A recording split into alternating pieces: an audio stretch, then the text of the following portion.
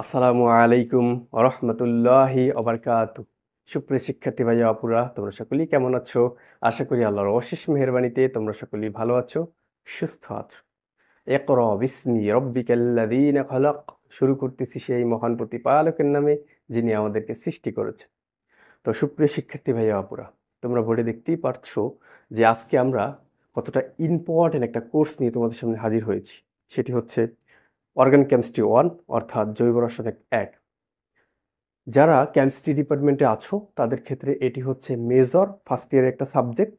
আর যারা ম্যাথমেটিক্স, দেন হচ্ছে ফিজিক্স, দেন হচ্ছে বোটানি ডিপার্টমেন্টে আছো, সেই সকল শিক্ষার্থীদের জন্য এটি হচ্ছে একটি নন মেজর সাবজেক্ট।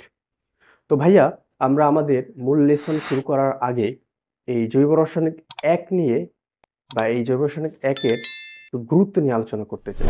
বিকজ আমরা যখন কোনো কিছুর গুরুত্ব জানি তখনই কেবল সেই জিনিসটিকে গুরুত্ব দিতে জানি, আদারওয়াইজ কিন্তু সেটাকে গুরুত্বহীন মনে করি, নয়তো সেটাকে অ্যাভয়েড করার চেষ্টা করি। তো আমি প্রথমেই এর জন্যই যে তোমাদের এই জৈব রাসায়নিক 1-এর গুরুত্ব সম্পর্কে একটু জানাতে চাই, নয়তো তোমরা এই কোর্সটিকে এটাকে অ্যাভয়েড করার চেষ্টা করবে অথবা তোমরা এটাকে গুরুত্বহীন মনে করবে। তো এই কোর্সটা কতটা যে গুরুত্বপূর্ণ, তুমি এটার গুরুত্ব না বুঝলে বা গুরুত্ব না শুনলে সেটা তুমি আসলে বুঝতে পারবে না ভাইয়া। তো প্রথমত এটার গুরুত্ব সম্পর্কে তোমাদের যদি একটু বলি ভাইয়া, তাহলে হচ্ছে আমাদের BSc honours first year, second year, third year, fourth year and মাস্টার্সের এই যে সাবজেক্টগুলো দেখতে পারতেছো ভাইয়া, এই সাবজেক্টগুলোর 90% বেসিক হচ্ছে এই জৈব রাসায়নিক 1-এর মধ্যে ভাইয়া। তুমি যদি কোনো কারণে ভাইয়া এই জৈব রাসায়নিক 1 এটাকে স্কিপ করো অথবা এটা কোনো রকম মনে করে অ্যাভয়েড করেছো বা কোনো রকম অ্যাভয়েড করার চেষ্টা করছো, অথবা এটা অন্য একজনের তা দেখে দেখে পাশ করে আসছো, তাহলে ভাইয়া আমি বলবো যে ভাইয়া তুমি সব থেকে বড় একটা ভুল করে আসছো। বিকজ এটাকে যদি কোনোভাবে তুমি পাশ করার চেষ্টা করো যে আমি ভাইয়া এটা কোনোভাবে পাশ করে যেতে চাই, তাহলে ভাইয়া তুমি অনেক বড় একটা ভুলের মধ্যে আছো। এর কারণটা কি ভাইয়া? তুমি এটা পাশ করে, ঠিক আছে, তুমি পাশ করে যেতে চাও, তুমি হয়তো কোনো না কোনোভাবে পাশ করে যাবে। বাট ভাইয়া, তোমার এই যে বাকি ইয়ারের যে এই অর্গানিক কেমিস্ট্রির উপর বেস করে যে সাবজেক্টগুলো আছে সেগুলোতে তুমি 100% খারাপ রেজাল্ট করবে। এর কারণ কি? এর কারণ হচ্ছে ভাইয়া, এই জৈব রাসায়নিক 1-এর মধ্যেই এই বাকিগুলোর যে বেসিকটা সেটা কিন্তু রয়েছে। তো তুমি যদি এটা 100% বেসিকটা বুঝতে পারো বা 100% যদি এটা তুমি স্ট্রং হও, সেক্ষেত্রে ভাইয়া এই যে বাকি সাবজেক্টগুলো আছে বাকি ইয়ারে, সেগুলো তোমার কাছে পানির মতো মনে হবে। তো আমাদের 99% স্টুডেন্টেরই এই জৈব রসায়নের এক আতঙ্কের নাম কিন্তু। তো এটার কারণই হচ্ছে ভাইয়া একটা, যে আমরা আসলে জৈব রসায়নের যে বেসিকটা আছে সেই বেসিকটা আসলে উইক, বা বেসিকটা নিয়ে আমরা আসলে কাজ করি না, আমরা এটাকে মুখস্থ করার চেষ্টা করি। ঠিক আছে, এই কারণেই আসলে আমরা জৈব রাসায়নিক জিনিসটাকে ফিল করতে পারি না অথবা বুঝতে পারি না। তো ভাইয়া, আমরা তোমাদেরকে এমনভাবেই পড়াবো ভাইয়া যেন তুমি জৈব রসায়নের জিনিসটা কি সেটা তুমি ফিল করে পড়তে পারো। ঠিক আছে, ওকে। তো ভাইয়া, আমরা মোটামুটি তোমাদেরকে বললাম এটার গুরুত্ব সম্পর্কে। তো এর আগে একটু বলে নেই যে ভাইয়া, এই কোর্সটা আমাদের হচ্ছে একটা পেইড কোর্স। তা হওয়া সত্ত্বেও আমরা চেষ্টা করব যে তোমাদের এর যে মেইন টপিকগুলো আছে সেগুলো ভিডিওর মাধ্যমে দেখিয়ে দেওয়া। তো ভাইয়া, তারপরেও এটা পেইড কোর্স, আমরা সামথিং কিছু ভাইয়া পেইড কোর্সের জন্য সামথিং কিছু নিচ্ছি, একবারেই সামথিং। তো তোমরা আসলে এই কোর্সটি করলে কি কি উপকৃত হবে, ঠিক আছে, তোমাদের আমাদের এই কোর্সটির আসলে বৈশিষ্ট্য আসলে কি কি সেটা যদি তোমাদেরকে একটু বলি, তাহলে খেয়াল করো ভাইয়া। তুমি যদি এরকম হয় যে আমরা অনেক স্টুডেন্টই আছি যারা হচ্ছে ইন্টারের যে অর্গানিক কেমিস্ট্রি যে চ্যাপ্টারটা আছে সেটাকে অনেকে স্কিপ করি অথবা সেটাকে অ্যাভয়েড করি, অথবা সেটাকে কোনো রকম আর কি পড়ে পাশ করে আসার একটা প্ল্যান করি। তো এই ধরনের আহ, কাজ যারা আমরা করে আসছি, তারা তো করেই আসছি, সেটা তো আসলে বলার কিছু নাই। এখন ভাইয়া, সেই যে অর্গানিক কেমিস্ট্রিতে বা যে জৈব রসায়ন চ্যাপ্টারটিতে যে তুমি দুর্বলতা রয়ে গেছো, সেই দুর্বলতা ভাইয়া এখনই তোমাকে কাটাতে হবে। ভাইয়া, তুমি যদি এখন সেই দুর্বলতাকে না কাটাইতে পারো, তাহলে বাকি ইয়ারগুলো কি পরিমাণ তোমার সাফার করতে হবে তুমি বুঝতে পারতেছো ভাইয়া? আচ্ছা, তো তুমি যদি ভাইয়া আমাদের এই কোর্সটা করো, তাহলে ডেফিনেটলি ভাইয়া 100% তুমি তোমার যে এইচএসসির যে দুর্বলতা ছিল, যে উইকনেস ছিল, বেসিকটা যে লো ছিল, সেটা তোমার 100% হাই হবে এবং স্ট্রং হবে। এটা আমরা তোমাদের কাছে 100% বলে দিচ্ছি। অর্থাৎ তোমার এইচএসসির যে দুর্বলতা আছে ভাইয়া সেটা কিন্তু 100% কেটে যাবে। এরপরে ভাইয়া তোমার এই জৈব রসায়নের বেসিকটা হবে কি ভাইয়া 100% শক্তিশালী, অর্থাৎ তুমি বেসিংয়ে কিন্তু বস হইতে পারবা। তো এটা হচ্ছে আমাদের দ্বিতীয় বৈশিষ্ট্য। তৃতীয় বৈশিষ্ট্য হচ্ছে ভাইয়া আমাদের এই যে জৈব রসায়ন, এটা হচ্ছে আমাদের 7 কলেজের যে সিলেবাসটা আছে এবং ন্যাশনালের যে সিলেবাস আছে সেটার উপর বেস করে আসলে আমরা এটা করেছি। তো ভাইয়া তুমি যদি এইটা কোর্সটা আমাদের কাছ থেকে নেও বা করো, তাহলে ভাইয়া তুমি 100% বিগত সালের যে কোশ্চেনগুলোর যে সমাধান আছে সেগুলো তুমি পেয়ে যাবে। আর বিগত সালের কোশ্চেন যারা সমাধানগুলো পাবে ভিডিও সহকারে, তাহলে ভাইয়া তুমি বুঝতে পারতেছো যে তোমার কনফিডেন্স লেভেল কোথায় যাবে। অর্থাৎ একটা ভালো রেজাল্ট করার জন্য এই বিগত সালের প্রশ্নগুলো সমাধান সহকারে নির্ভুলভাবে।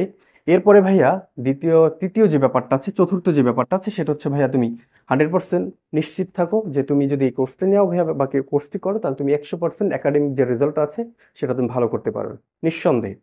এরপরে পরবর্তী বছরগুলোর কোর্সসমূহ তোমার কাছে একবারে পানির মতো সহজ হবে। এটা হচ্ছে আমাদের 5 নম্বর বৈশিষ্ট্য। পরবর্তী বছরের যে কোর্সসমূহ আছে, দেখো এখানে ভাইয়া অর্গানিক কেমিস্ট্রি 1, এইটাই আর কি বুঝাচ্ছি, এটা হচ্ছে বিএসসি অনার্স ফার্স্ট ইয়ারের।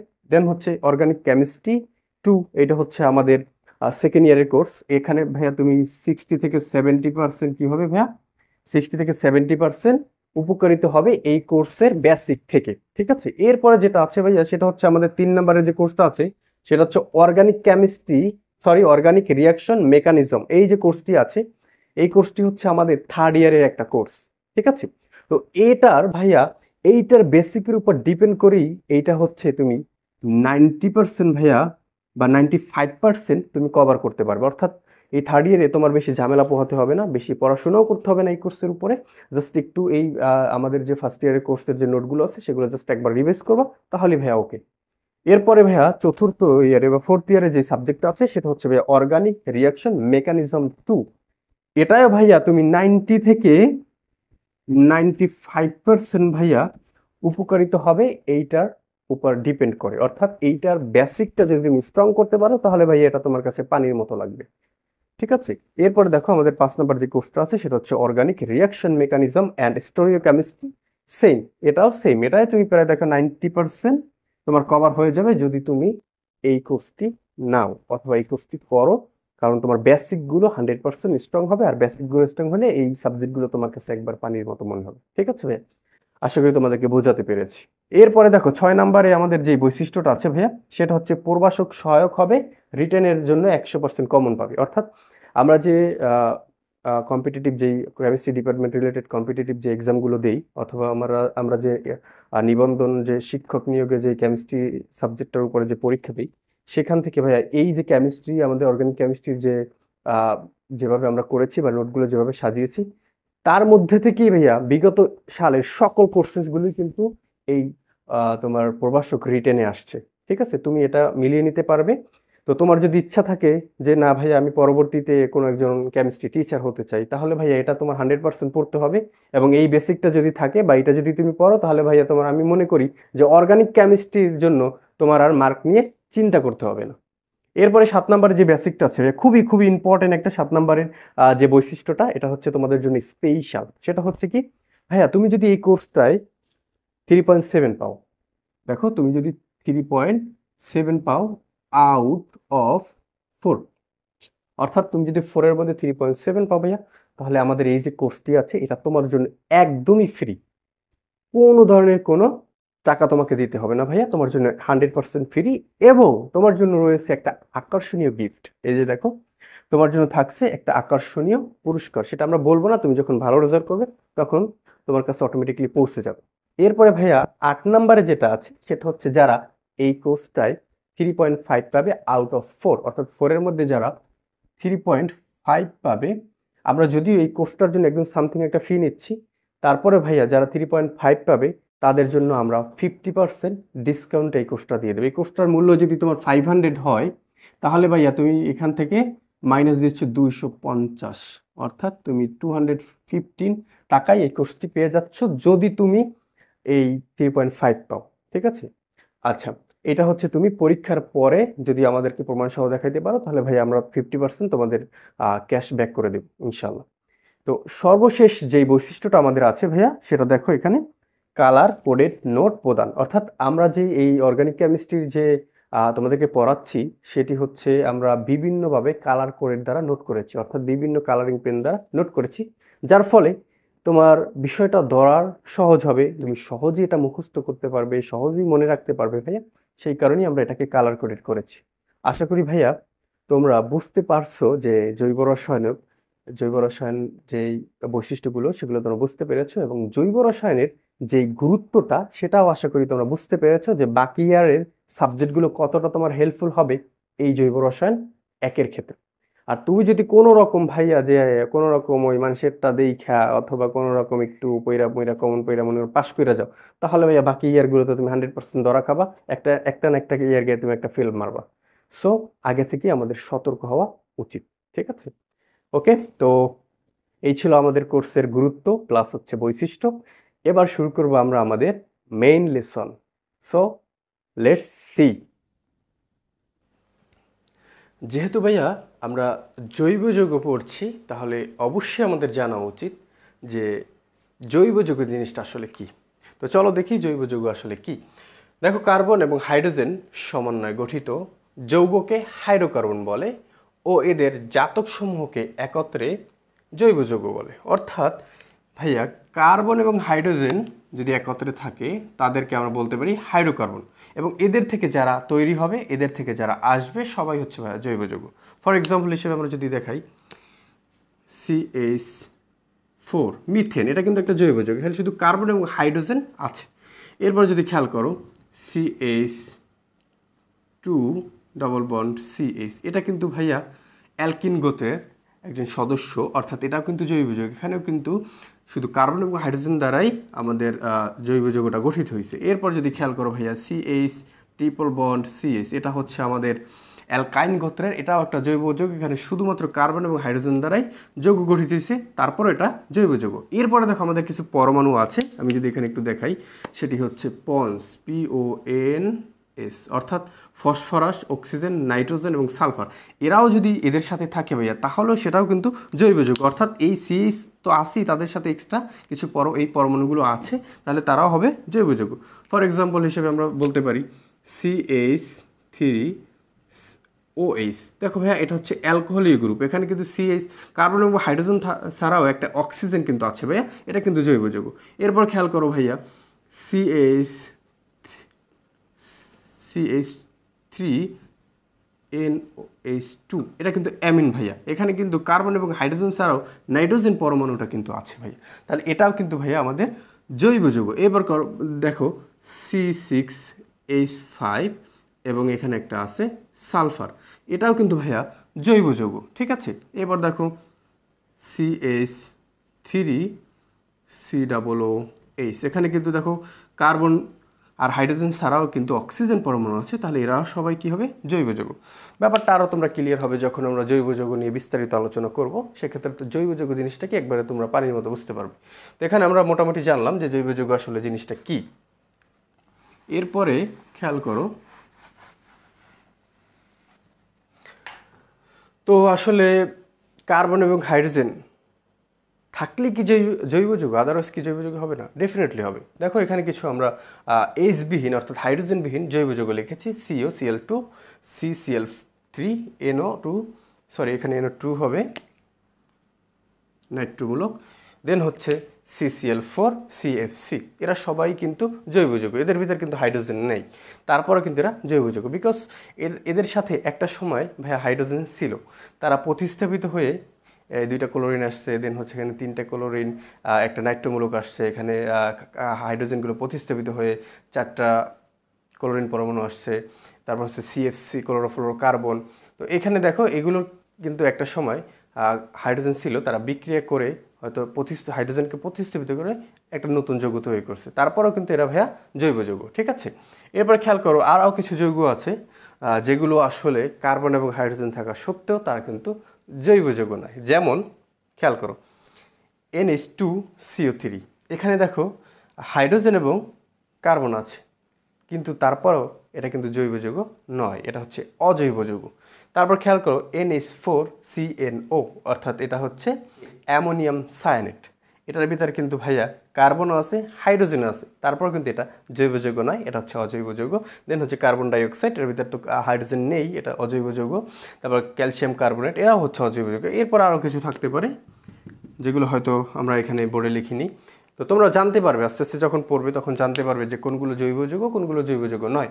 তো এদেরকে একটু আমরা মনে রাখতে পারি যে এরা হচ্ছে কার্বন হাইড্রোজেন থাকার সত্ত্বেও এরা জৈব যৌগ নয়। বর্তমানে আমাদের 9 লক্ষের মতো জৈব যৌগ তৈরি হয়েছে, বা 9 লক্ষের মতো জৈব যৌগ সম্পর্কে আমরা জানতে পেরেছি, আরও হয়তো আস্তে আস্তে আসবে।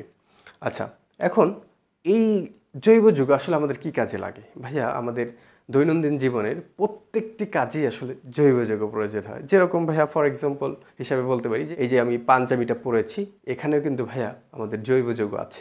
এই যে আমার ঘড়িটা দেখছো, এখানেও জৈব যৌগ আসছে ভাইয়া। তো এই যে মার্কারগুলো দেখছো, এটাও কিন্তু জৈব যৌগ সমন্বয় তৈরি হয়েছে। দেন হচ্ছে আমাদের পেস্ট, ব্রাশ, সকালে উঠেছি আমরা দাঁত মাজি, সবগুলোর ভিতরে জৈব যৌগ আছে। ঠিক আছে ভাই? জৈব যৌগ ছাড়া মোট কথা আমাদের দৈনন্দিন জীবনে প্রত্যেকটা কাজেই ব্যবহার হয়। আশা করি জৈব যৌগ জিনিসটা কি তোমাদের ক্লিয়ার।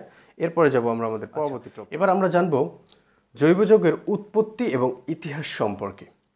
তো সুইডিশ বিজ্ঞানী ও রসায়নবিদ বার্জেলিয়াস 1815 সালে একটি মতবাদ প্রদান করেছিলেন। সেই মতবাদটি ছিল এরকম যে জৈব যৌগসমূহ উদ্ভিদ ও প্রাণীদেহে উপস্থিত কোনো রহস্যময় প্রাণশক্তির প্রভাবেই জৈব যৌগ তৈরি হয়। এই কথাটা বিজ্ঞানী বার্জেলিয়াস বললেন যে জৈব যৌগ কোথায় তৈরি হবে, সেটা হচ্ছে উদ্ভিদ এবং প্রাণীদেহে এক রহস্যময় শক্তির প্রভাবই কেবল জৈব যৌগ আমরা পেতে পারি, আদারওয়াইজ কোনোভাবেই আমরা ল্যাবে অথবা কৃত্রিমভাবে প্রস্তুত করতে পারবো না। এই কথাটা বললেন বিজ্ঞানী বার্জেলিয়াস। তো এই যে তিনি তত্ত্বটা দিলেন, এটা হচ্ছে আমাদের ভাইটাল ফোর্স থিওরি অথবা প্রাণশক্তির মতবাদ নামে কিন্তু এটা পরিচিত। তো যাই হোক, এটা আসলে অনেক দিন বিখ্যাত ছিল যে সকল বিজ্ঞানীরা ওই সময় আসলে মেনে নিতে বাধ্য হন, কারণ তাদের কাছে ওই সময় কোনো প্রমাণ ছিল না যে সে যে কথাটা বলছে সেটা আপাতত রাইট, সবাই মেনে নিয়েছেন। তো তিনি ওই সময় তার ব্যাপক পপুলারিটি অর্জন করেন। তো এরপরে একদিন হঠাৎ একটা জ্বরে তার থিওরিটা এলোমেলো হয়ে গেল, অর্থাৎ তার থিওরিটা ভুল প্রমাণিত হলো। কিভাবে? খেয়াল কর। এই সময়টা ছিল 1828 সালে জার্মান বিজ্ঞানী ফ্রেডরিক বোলার বার্জেলিয়াসের মতবাদটি ভুল প্রমাণ করেন। তিনি কিভাবে ভুল প্রমাণ করেন ভাইয়া? তার অ্যামোনিয়াম সায়ানেট দরকার ছিল। তিনি ল্যাবে কাজ করতেছিলেন, ওই সময় তার অ্যামোনিয়াম সায়ানেটের প্রয়োজন পড়ল। তো তিনি কি করলেন? লেড সায়ানেটের সাথে অ্যামোনিয়াম ক্লোরাইডের বিক্রিয়া দিলেন। তো তারপরে কি হলো? এখানে লেড ক্লোরাইড এবং অ্যামোনিয়াম সায়ানেট এই জিনিসটা কিন্তু তৈরি হলো, এই যে অ্যামোনিয়াম সায়ানেট। তো এরপরে তিনি আর একটা কাজ করলেন যে এটাকে একটু তাপ দিলেন। হ্যাঁ, এটা তার প্রয়োজন ছিল, এরপর প্রয়োজন অনুসারে সে নিয়ে একটু তাপ দিলেন। তো দেখো অ্যামোনিয়াম সায়ানেট, এটার নাম হচ্ছে অ্যামোনিয়াম সায়ানেট। ঠিক আছে? তো অ্যামোনিয়াম সায়ানেটকে যখন তাপ দেওয়া হইলো, তখন তিনি একটা আকস্মিক একটা জিনিস দেখে ফেললেন, অর্থাৎ তিনি অবাক হয়ে তাকায় রইলেন যে আসলে কি তৈরি হয়ে গেল।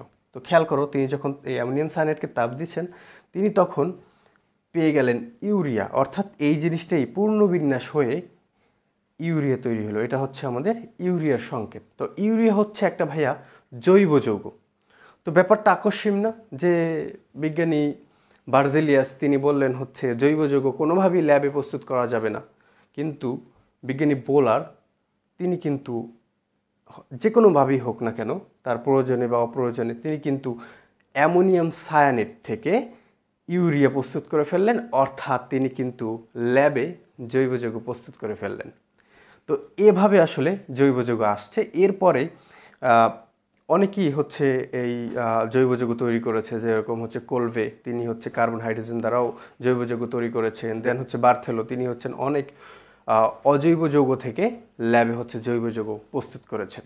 তো এই আমাদের জৈব যৌগর উৎপত্তি এবং ইতিহাস। তো এখানে যে দুইটা জিনিস তোমাকে খেয়াল রাখতে হবে ভাইয়া, এই ফ্রেডরিক বোলারকে জৈব যৌগের জনক বলা হয়, বিকজ তিনি কিন্তু জৈব যৌগ কৃত্রিমভাবে তৈরি করতে পেরেছিলেন। আর এই যে বার্জেলিয়াস সর্বপ্রথম জৈব যৌগ সম্পর্কে কিন্তু ধারণা দিয়েছেন। তো অনেকের মধ্যেই আমাদের একটা ভুল প্রচলন আছে যে বার্জিলিয়াস হচ্ছে জৈব যৌগের জনক। আমরা অনেকেই বলি, আসলে ব্যাপারটা এরকম না। তিনি আসলে জৈব যৌগের জনক না, তিনি জৈব যৌগ সম্পর্কে ধারণা দিয়েছেন। বাট জৈব যৌগের মেইন যে জনক তিনি হচ্ছেন ফ্রেডরিক বোলার। ঠিক আছে, আশা করি তোমরা এই জিনিসটাকে বুঝতে পেরেছো। তো এরপর চলে যাব আমরা আমাদের পরবর্তী টপিক। এবার আমরা জানবো জৈব যৌগের প্রাচুর্যতা এবং জৈব যৌগের প্রধান উপাদান কার্বন হওয়ার আসলে কারণটা কি। যেখানে আমাদের অজৈব যৌগ হচ্ছে 1 লক্ষ, কিন্তু জৈব যৌগ প্রায় 9 লক্ষেরও উপরে। এর কারণ ভাইয়া যদি আমরা বলি তাহলে ভাই এই 4টা কারণ আমরা বলবো। 1 নম্বর হচ্ছে কার্বনের ক্যাটেনিশন ধর্ম, 2 হচ্ছে সমানতা, মধ্যম পর্যায়ের যোজনী, এবং 4র্থ নম্বর হচ্ছে তড়িৎ ঋণাত্মকতা এবং আকার। এটা সব কিন্তু কার্বনের ক্ষেত্রে। হ্যাঁ, এগুলো সবই হচ্ছে আমাদের কার্বনের ক্ষেত্রে। তো প্রথমে যদি বলি যে ক্যাটেনিশন ধর্মটা আসলে কি। কার্বন অন্যান্য মৌলের তুলনায় কার্বন হচ্ছে সবথেকে বেশি ক্যাটেনিশন ধর্ম প্রদর্শন করে। এখন ক্যাটেনিশন ধর্মটা যদি ভাইয়া বলি, ক্যাটেনিশন ধর্মটা হচ্ছে এইটা যে কার্বন তাদের নিজেদের মধ্যে বিশাল শিকল গঠন করতে পারে। এভাবে হচ্ছে তারা বিশাল শিকল গঠন করতে পারে। অর্থাৎ কার্বন নিজেদের মধ্যে চাইলে অনেক বড় শিকল গঠন করতে পারে। নিজেদের মধ্যে গঠন করার তাদের যে যোগ্যতা সেটা কার্বনের মধ্যে আছে। এটা হচ্ছে কার্বনের ক্যাটেনিশন ধর্ম। এরপরে যদি ভাইয়া সমানতা বলি তাহলে এখানে যদি আমি একটা যৌগ লিখি, দেখো C2H5 C2H6,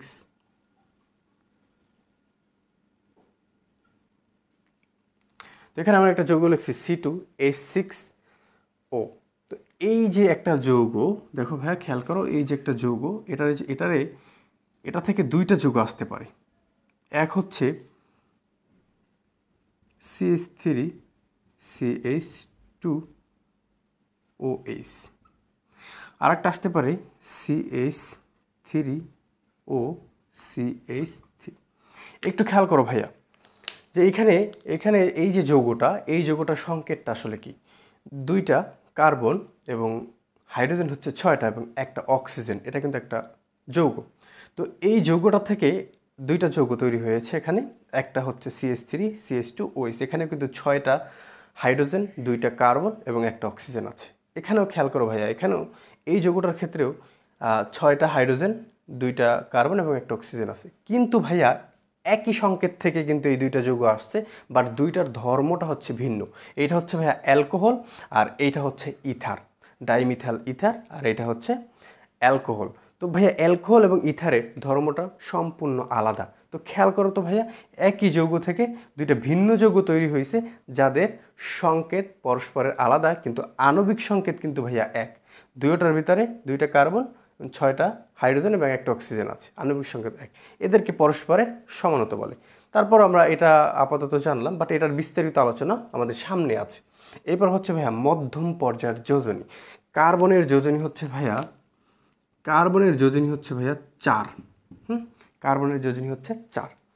তো এই মধ্যম পর্যায়ের যোজনীর কারণেও সে কিন্তু বেশি পরিমাণ যৌগ গঠন করতে পারে। অর্থাৎ সে চাইলেই 4টা হাতে 4 জনকে কিন্তু ধরতে পারে, বা এই 4টা হাতের মাধ্যমে একাধিক কার্বনের সাথে পরস্পর শিকল গঠন করতে পারে। এরপর দেখো কার্বনের তড়িৎ ঋণাত্মকতা ও আকার, এইটা একটু খেয়াল করো। কার্বনের তড়িৎ ঋণাত্মকতা হচ্ছে 2.5, যেটা হচ্ছে একটা মধ্যম পর্যায়ের তড়িৎ ঋণাত্মকতা। এই তড়িৎ ঋণাত্মকতা 2.5 থাকার কারণে কার্বন সহজেই সিগমা বন্ধন এবং পাই বন্ধন গঠন করতে পারে। কার্বনের এই তড়িৎ ঋণাত্মকতা 2.5 থাকার কারণে কার্বন সহজেই সিগমা বন্ধন এবং পাই বন্ধন গঠন করতে পারে। আর আমাদের জৈব যৌগের ভিতর সবথেকে বেশি হচ্ছে পাই বন্ধন এবং সিগমা বন্ধন। এরপরে খেয়াল করো ভাইয়া এর আকার। কার্বনের আকারটা ভাইয়া খুবই ছোট। দেখো 1s2 2s2 2p2। খেয়াল করো ভাইয়া এটার আকার কত ছোট একটা আকার। অর্থাৎ আকারটাও ছোট হওয়ার কারণে ভাইয়া এখানে আরও একটা কারণ হয়েছে, মানে জৈব যৌগের প্রধান উপাদান কার্বন হওয়ার আরেকটা কারণ হয়েছে ভাইয়া এর আকারটা কিন্তু ছোট। তো এই ছিল আমাদের এই 4টা কারণই ছিল জৈব যৌগের সংখ্যা বেশি হওয়ার, প্লাস হচ্ছে এর মেইন উপাদান, জৈব যৌগের মেইন উপাদান হচ্ছে কার্বন। এই 4টা কারণেই জৈব যৌগের মেইন উপাদান ছিল ভাইয়া কার্বন। তো ভিডিওটা আমাদের অনেক লেন্দি হয়ে যাচ্ছে, তো আমরা এই ভিডিওর মধ্যে আর কোনো টপিক তোমাদেরকে দেখাচ্ছি না। আমরা এর পরবর্তী ভিডিওতে এর পরের যে বেসিকগুলো আছে সেগুলো নিয়ে আলোচনা করব। তো সে পর্যন্ত তোমরা ভালো থাকো, সুস্থ থাকো, দেখা হবে পরবর্তী ভিডিওতে। আল্লাহ হাফেজ।